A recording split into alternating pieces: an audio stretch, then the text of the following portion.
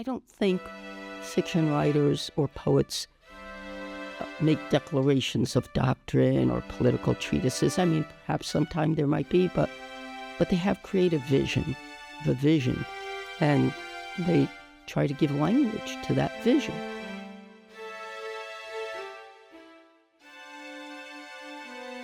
My friends, welcome to The Literary Catholic, a program where we unpack life-changing stories from centuries of Catholic literature, connecting you to God and inspiring both your faith and imagination. Thank you, Bishop. Welcome to The Literary Catholic. Now, I'm not one of those people who's read a lot of novels. Actually, I almost read no novels. And I was asked to be one of the hosts of Literary Catholic here at Sacred Heart University, and I thought that'll be kind of interesting, and I'll read some of these religious books, and then we'll talk about them. Well, whoever has selected these books, and I think I don't know who it is. I don't think it was the bishop, but whoever it is very, very smart. It may have been the lady I'm going to be talking to today. And these are books by people who are, for the most part, all Catholic, often converts, but they're saying general things. It's not Catholic theology. It's very deep, very profound. I've found this to be fascinating reading and had a lot of fun and look always forward to the next book. Well, we're going to be talking about a book today. It's called The Road. And this is a major novel by Cormac McCarthy.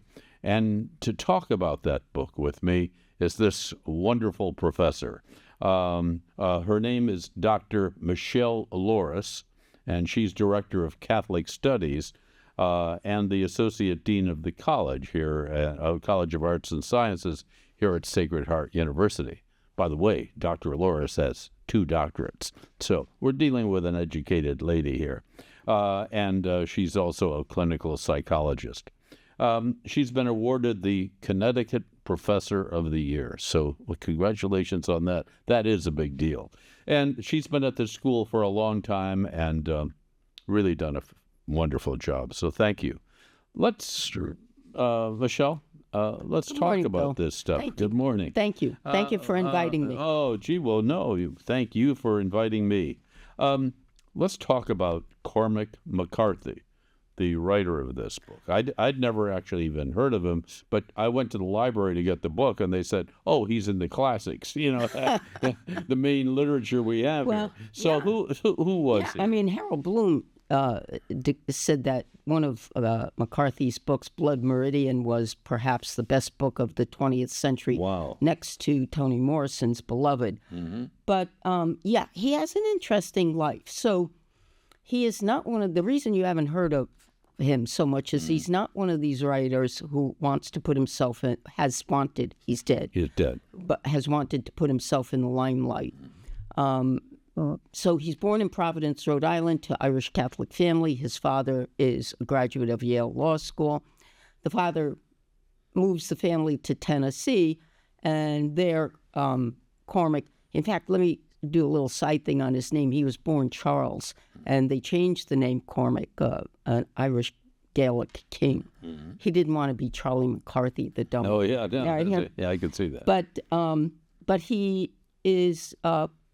he's educated in Catholic elementary and secondary school. He sang in the choir. In fact, there are some notes in the archives and the research. He sang the Mass. The Lord said to me, you are my son. This is the day I have begotten you. Those things are probably somewhat ingrained in him. Mm. He did not like school so much. When he graduated from high school, he did go to the University of Tennessee, and he studied physics and engineering. He did not complete that.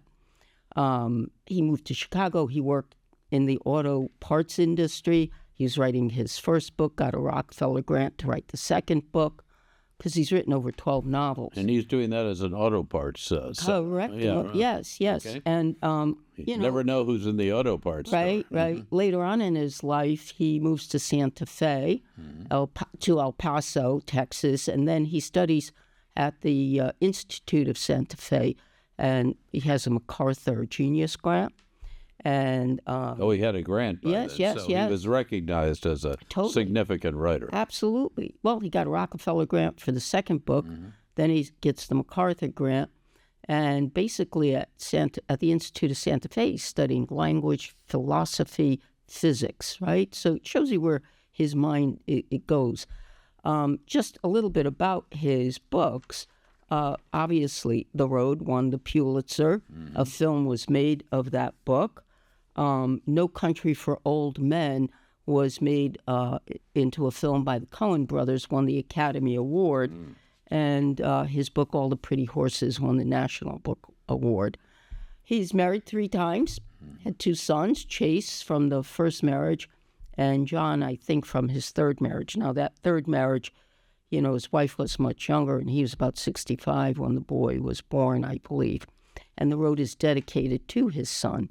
And I think it may have been one of the few interviews he gave, or maybe he did say this on the interview with Oprah, which was a real, you could see that he was very uncomfortable being in the limelight, did not like it at all. But he claims that he and the boy were in a hotel in Santa Fe, and the boy was sleeping, and he was looking out the window, and he thought, what would the world look like in 100 years? And he thought about his son. He dedicates the book to his son. So, he's an acclaimed writer. When the book was written, it was well received. Lots of critics wrote. Oh, really? Yeah, very well received. Because I found it depressing. No, it doesn't. That book may be dark, right? But it's well done. Clearly, I read the whole book. Doesn't mean that. I mean, Faulkner's The Sound and the Fury is a dark book. Yes. Toni Morrison's Beloved is about slavery. It's a dark book. Yeah. But they're Pulitzer and Nobel Prize winners. Yep. So the book is important. I want to say, and I'm going to say this when you ask me some other questions, I'm sure, the book of Revelation is dark. It's about the end times. And that's what this book is an apocalyptic novel. And he, like Flannery O'Connor, might be placed in what we call the Gothic tradition. And so it is, let's call it a way of writing that uses the darkness, if you will, to portray the darkness of human experience, right? It portrays really, and I think this is what McCarthy is after. In fact, he's quoted as saying something that would lead you to think that it would be a serious mistake to try to improve the human species or to think that the human species could live in harmony together. So that suggests that maybe he is looking at that proclivity in human nature, that proclivity towards sin and evil, which this book portrays, doesn't it? It isn't unlike, really, I would say, the book of Job, which asks us to think about how do you live in a world where innocent people suffer evil and sin. And Job asked that question, and he even quotes from Job in this book. So that's a little bit about his background. He died, I think, about 2023. He was 89. He had just completed 2 masterful works, The Passenger and Stella Maris, and they're twin books. They go together, and not too much critical work has been written on them, but I would claim that, I don't want to get into a whole analysis of those books, but I think that he was trying there to talk about the Western world and, the atomic bomb, and one of the main characters, his 2 main characters, their last name is Western. Their father worked on the atomic bomb. The son is searching, really, for God. And so those are wonderful novels for us yet to open up. Could be fun. Yeah. Well, Michelle, thank you for that introduction, because I have to say that helps me a lot, and I'm sure it helps the people who have been following us a lot, too. What interested me, and this is really powerful reading, it's very interesting reading, you almost can't put it down, is kind of what caused, you see, this terrible situation where it's kind of an end of the world apocalyptic thing, a father and a son trekking down this road, meeting the good and the bad and struggling just to try to make to the next stop. But some people have said, what caused this terrible end? And there had been a lot of discussion about that. Some, I know the environmental people, a lot of environmental people use this as their Bible, say, this is what you're going to have if you have too many cars burning fuel or whatever it is. Or the nuclear war, anti-nuclear war people say, this is what it's like after the bomb goes off. What do you think it is? Because he never said what no, it is. he doesn't say purposely, I think, right? Because he's, well, let's just frame all of what we're going to say in this. Okay. It's a work of literature, okay? Therefore, it's not a book of doctrine, and it's not a manual, and it's not going to be a political treatise, right? And what we have to do is look at the language, and the language will be symbolic. It will have allusions, which are references. It will speak in images. It will speak in the diction, the tone. And so when we look at the novel, we want to look at it in that frame, that literary frame. Now, McCarthy never said what caused the ending. And so it's up to us, as readers, as literary critics, to interpret that. I interpret it as, this cataclysmic end has been caused by perhaps a nuclear blast. Yeah, that's and that it is, that the cause here is the doing of humankind, right? And so now what you have is a devastated, decimated, destroyed. There is no vegetation, no animal life, no fowl, no fish. There's no food. There is no sun. There is no sun. There are no stars. That's right. It's kind of a cloud. No, it's just dark. It's like looking through the first lines. He says it's like looking through a glaucoma, right? That kind of vision. But that there is no sun, is there, right? And so the world is dark. And it's been reduced to the good guys and the bad guys. And in this darkness of cannibalism, rape, slavery, murder, all of that, in all of that, right? There is the intense, irrevocable love of the Father and the Son. And in all that darkness, at the heart is that. And they're on this journey to bring light.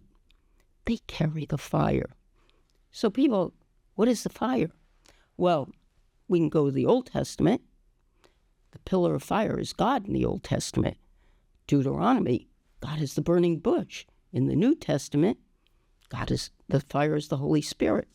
In the book of Acts, right? The fire is love. And you see that love, that intense love, but, it's God in the human being. Imago Dei. So it's God in the human person, in the Father and the Son. They are the good guys. They carry the fire. They carry the breath of God. They carry God's love. They carry the love. And you see the Father loving the Son. He wants to give up his drink, give up his food, because there is no food, there is nothing. The sea has been decimated, right? But the boy's intensity, intense moral vision, is what really just prevails in this book, because the boy's vision is, we do not kill, we do not steal, we never eat people, and he wants to save everyone. He wants to save the first old man that he sees who's been struck by lightning.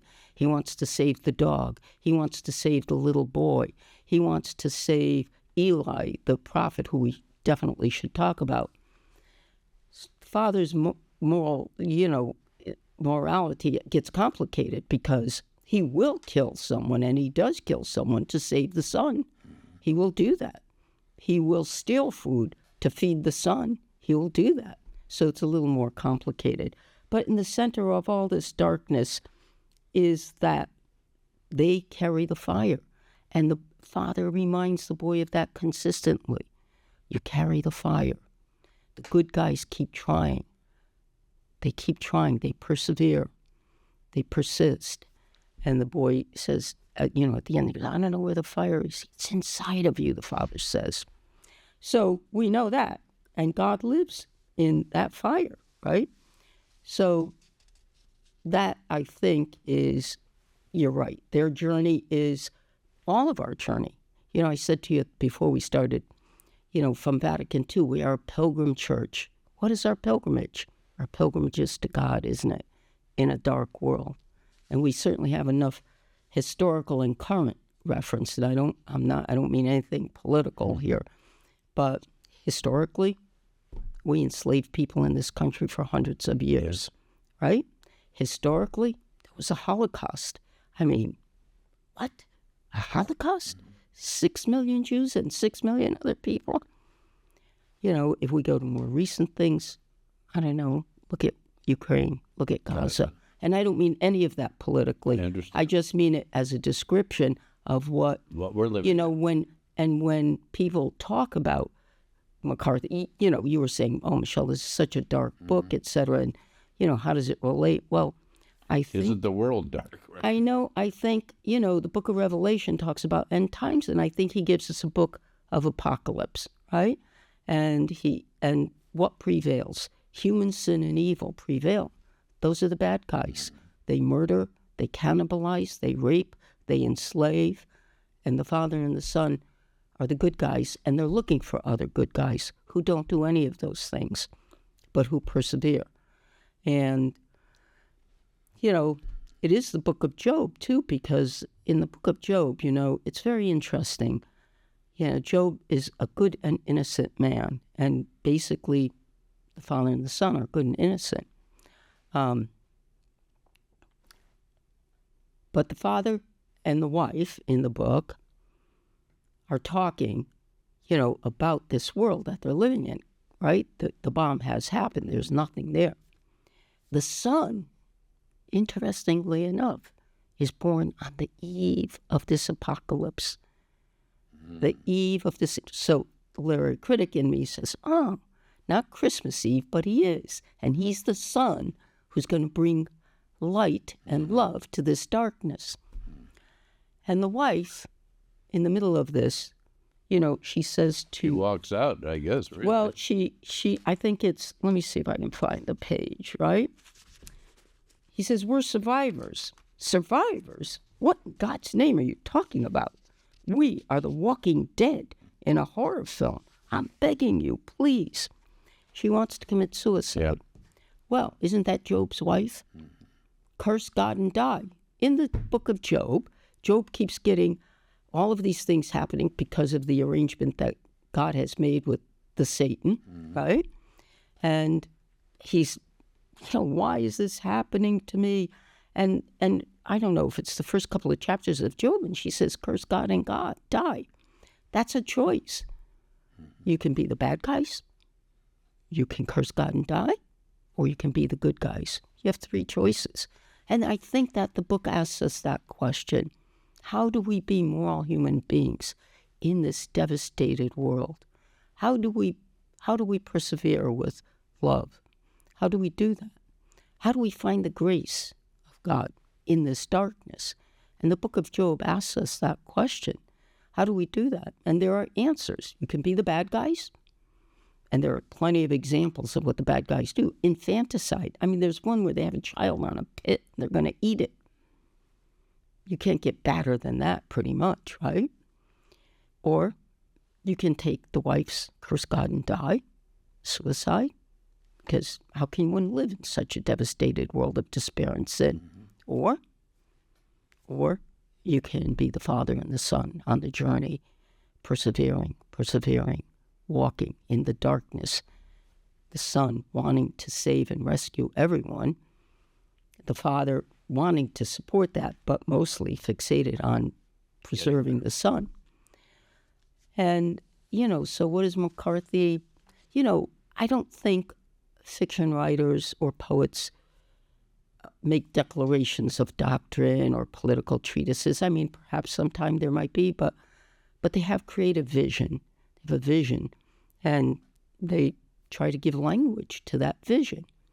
We know that his language pulls on biblical language. I mean, he uses archaic words like thrapple, anchorite, right? You have to look him up. What the heck's not an anchorite? Oh, a religious recluse, okay. But he uses words like that, and in the road, there's no punctuation, no form. It's stripped bare, the way the world is stripped bare. But he says, right? Doesn't he tell us right in the beginning? He knew that the child was his warrant, his promise. He was the Word of God. Let me see if I can find that just real quick, because I think he tells us that. Yeah, on page 5. He knew only that the child was his warrant, which means promise. He said, if he is not the Word of God, God never spoke. As a literary critic, you're going to read a sentence like that, and you're going to think about it, right? And he says it again, right? He says it again in the book when he's talking to Eli, the prophet of the negative, of via negativa, really. So I want to talk about the Let's Eli. talk about Eli now. Okay, let's Okay, now who was Eli? Where does he fit into the? Honestly, I don't remember Eli. After you start talking, I will remember it because there's got to be a fit here. Well, all right. So hold on a minute. By the way, thank you for what you said. It's really enriched. There's a great value to listening to our conversation first and then reading the book, because I think I would have even gotten more out of the book by listening to Michelle here talking about it. So very interesting. Go on their journey, on their journey, they meet many people, right? And so I'm not going to read all these pages, but but between pages 169 and 173, he's having a conversation with Eli. Who is Eli? He is, first of all, let's think about the name, Eli. He is the only character with a name in the book. The only character. All you get is Father and Son. Right? Father and Son and fire. I can't help but think Father, Son, and Holy Spirit. But but that's too reductive. Although the Son has been written about as a Christ figure. Nonetheless, Eli, he's the only character with a name. Nobody else has a name. And that's a prophetic name, isn't it? Name of the prophets, right? And it means elevated one, one who... Was he one of those people that they met on the road? He's one of the people that they meet on the road. He's an old man. He needs food. The boy wants to feed him. The boy wants to take care of him. The father's concerned because they don't have so much food, etc. But the boy's insistent on it. And they're having the conversation with Eli. And Eli at one point says that, he could have prophesied this devastation. Interesting, right? Because that's what prophets do, don't they? They try to say, Nineveh, the world is going to end. God's going to destroy you. Get out of here.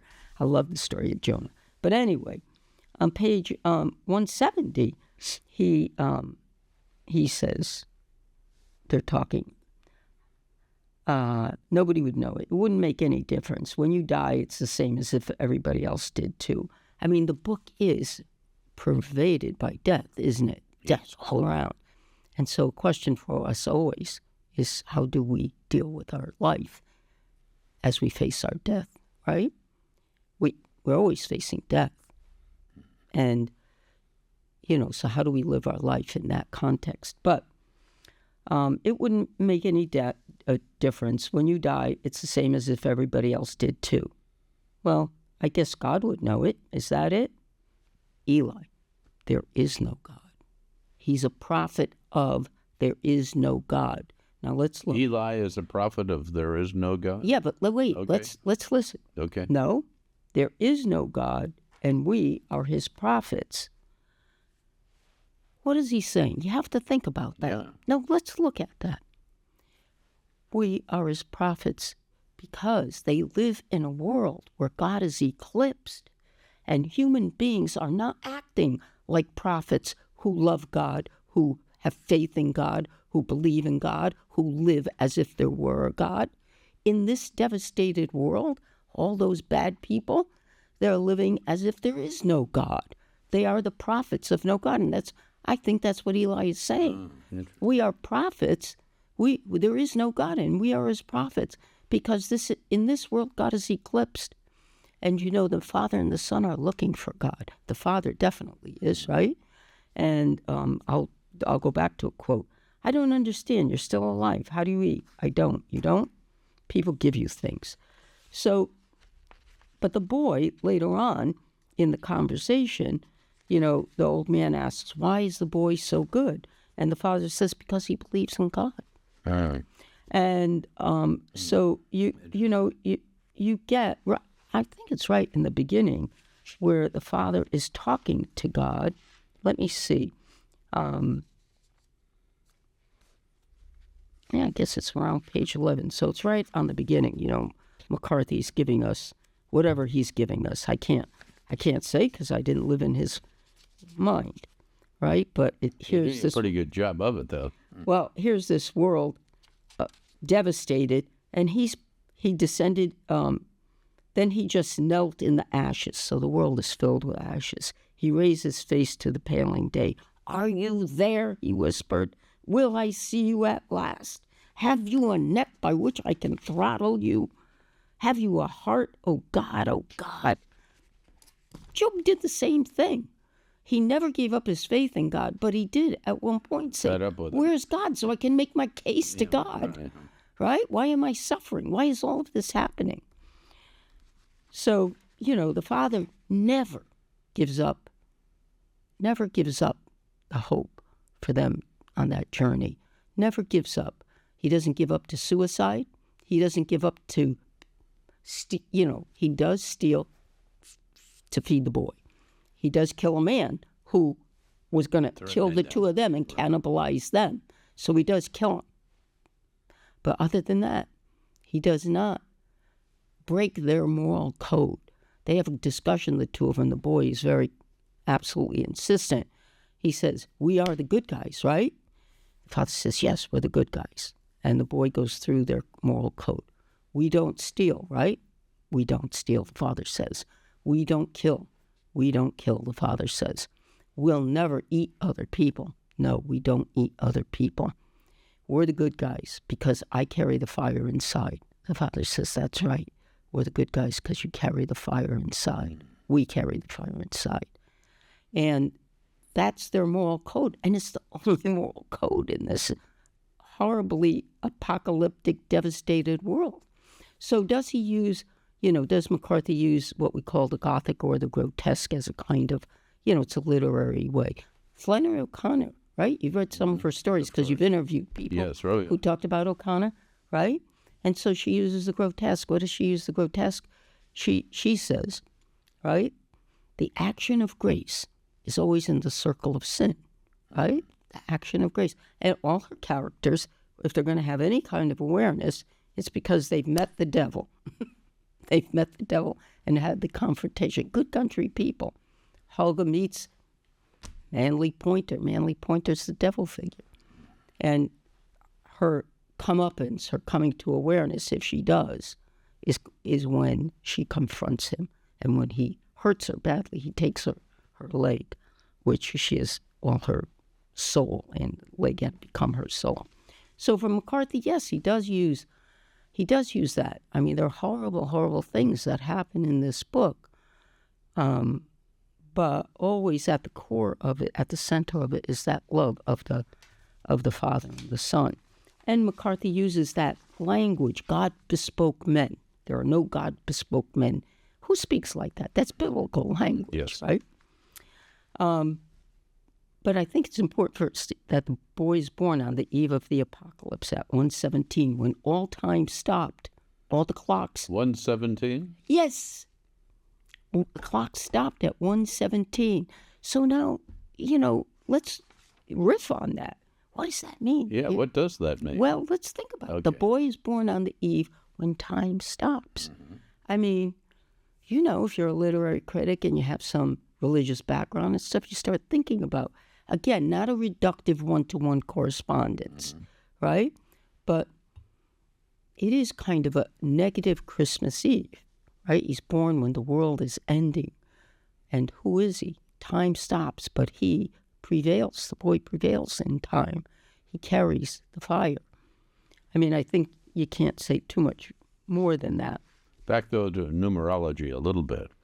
What about the 117? Does that mean anything, you think? You know what? I don't know.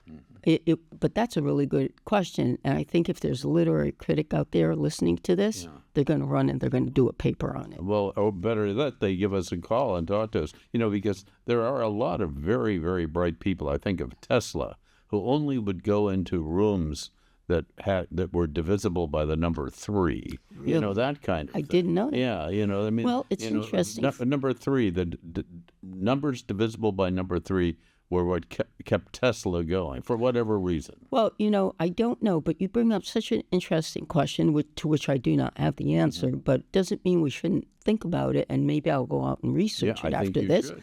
But we do know that McCarthy was, I mean, even though he's a writer, because he read a lot, he was never really interested in school, never got a degree, but he studied science, physics, right?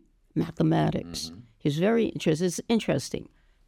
Literature, language, science, math, physics. Those are the things.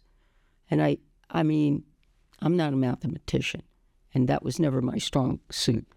But physics is what studies, right, the cosmic meaning of the world.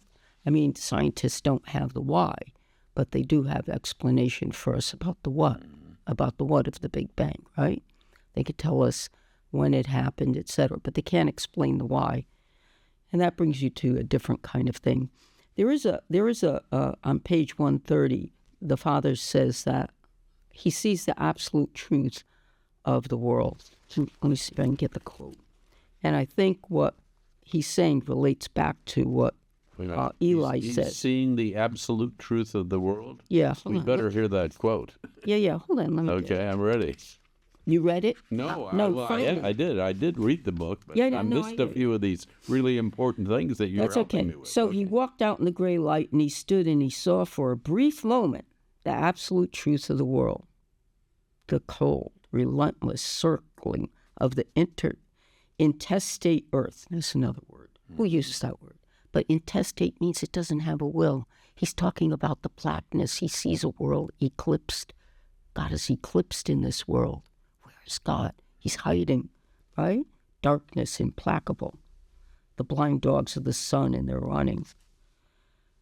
And so what he's looking at is that... That's page 117? I'm sorry, it is page 130. 130, okay. So he's looking at this dark, devastated world without God. That's what Eli is saying, right? There is no God, and we are his prophets, because in this world God is eclipsed.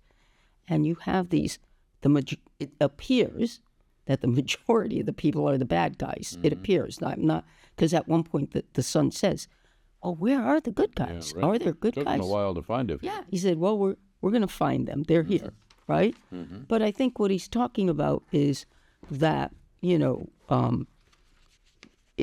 he's talking about this is a world filled with a lot of bad guys, but then just a few pages later, he tells the son, "We're the good guys, and this is what the good guys do. They keep trying. They don't give up." Sometimes, I think we feel like we're in that world, right? I mean, sure, right?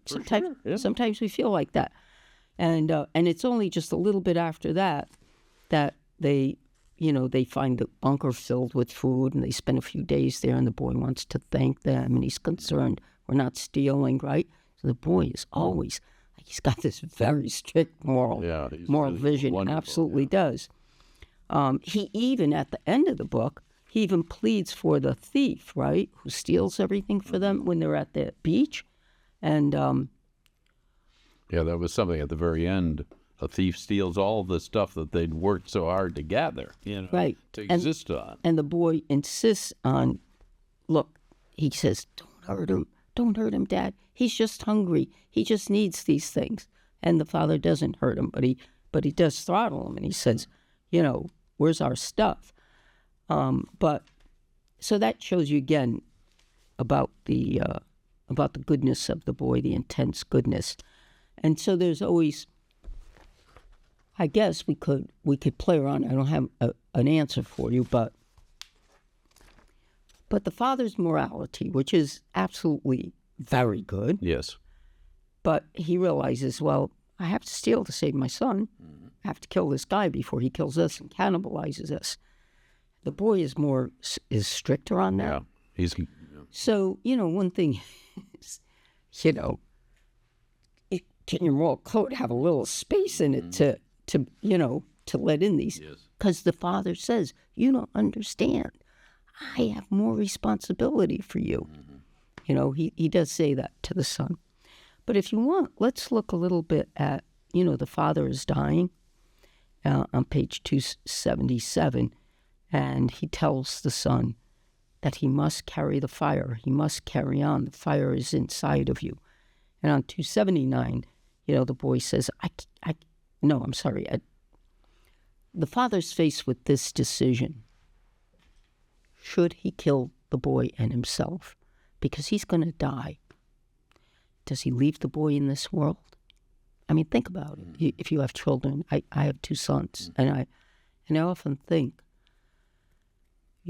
of, well, let me go back to 2 situations. In Toni Morrison's novel, Beloved, which is Pulitzer Prize, and then she won the Nobel Prize. Beloved is about a mother, a slave mother, who rather than, she's a slave, she gets free, she has some children in freedom, and then the slave hunters come back to get her and her children. She has to make a decision. And she decides she's going to kill her children and herself before she goes back into slavery. There are many Jewish mothers, not many, but there are stories of Jewish mothers who had to make a decision. Would they kill their children rather than put them in the crematoriums and the suffering that they would have to endure, the torture before they would be cremated? And the father is thinking about that. He's dying, and he has the bullet. Should he kill the son so that he, which is what the mother wanted them to do. The mother wanted at the beginning of the book or in the middle, and he says on 279, I cannot hold my boy dead in my arms. He's dying. He's dying. Here it is. I can't hold my son dead in my arms. I thought I could, but I can't. And the son says, you said you would never leave me. And the father says, you have my whole heart. You have to carry the fire. Is it real, the fire? Yes, the father says to him, the fire is real. You have to carry it. And the father believes that goodness can prevail and will find the boy. And the father dies. And 3 days, the boy sits with the father. And then he emerges, and a man comes and saves him. And the man has a family, a wife, and I think 1 or 2 children. One could say, here's another holy family that saves him, right? And the woman, so as the father is dying, the father says to the son, you can talk to me. You can talk to me. I'll be in your heart. You can talk to me. And so the boy says to the man who saves him, are you one of the good guys? And he says, we are. And so he goes with that family. And the woman, this is the new mother figure, right? The woman, when she saw him, put her arms around him and held him. Oh, she said, I am so glad to see you. She would talk to him sometime about God. He tried to talk to God, but the best thing was to talk to his father. And he did talk to him, and he didn't forget. And the woman said that was all right. She said the breath of God was his breath, yet it passed from man to man through all time. I don't know, the breath of God is in Genesis, isn't it? God breathes life. That's our Imago Dei, isn't it? And sometimes some people, a couple of critics have criticized McCarthy for this, I think, brilliant and sacred ending, this is my word, nobody else's, that he gives the book, because they say, well, the book is so dark, and then you bring this to it. But I think that's part of his vision. Otherwise, he wouldn't have put it in the book, right? And the boy, he can't quite hold God. He doesn't talk to God. It's easier for him to talk to his father. That's totally understandable. But the sentence says, but the breath of God, and the woman says, the breath of God is in you. If the breath of God is in you, what is that? That's the fire. That's the Imago Dei, right? God breathed life into us. He breathes his image into us. And the last paragraph, confuses all literary critics, confuses me, confuses everybody, because he goes to something that really speaks to the theory of evolution, right? Once there were brook trout in the streams, of course they're not there now, right? In the mountains, you could see them standing in the amber current where the white edges of their fins wimpled softly in the flow. They smelled of moss in your hand, polished and muscular and torsional. On their backs were the vermiculate patterns that were maps of the world in its becoming. That's evolution. That's the theory of evolution. Maps and mazes of a thing which could not be put back because the world is destroyed. Not be made right again. In the deep glens where they lived, all things were older than man, and they hummed of mystery. So he ends the novel with the word mystery. And I think there are many things in the novel that bring us to that. And of course, God is the ultimate mystery. Yeah. Isn't God the ultimate mystery? That we can't quite, we can believe, but that's a decision, isn't it? Isn't it? Yes. We can't disprove the existence of God. We can't quite prove the existence of God, but we believe, and God is the ultimate mystery. And but he's given us so much in the novel. The boy carries the fire, and everything in my reading shows me that the fire can be destructive. Sure. That's the apocalyptic Holocaust that this occurred. This is the good fire, right? Because we see that the boy loves and cares and wants to rescue. And, so I think, those are the questions. How do we live as moral human beings in a world of sin, evil, suffering, despair? How do we do it? How do we find the grace of God for those of us who are believers? How do we do that? And not make the choices of being the bad guys, of not being the wife's choice. I get her position, but, that's Job's wife. Curse God and God, die. Or be a bad guy, or be the good guy of the Father and the Son. Dr. Michelle Loris, wow. You are a profound thinker, and we are honored to be able to talk here today about this book. I'd love to talk to you about many more, called The Road by Cormac McCarthy, here on The Literary Catholic. Thank you for making this possible. Bill, thank you for inviting me. So much. Thank you. Thank you. It was a pleasure.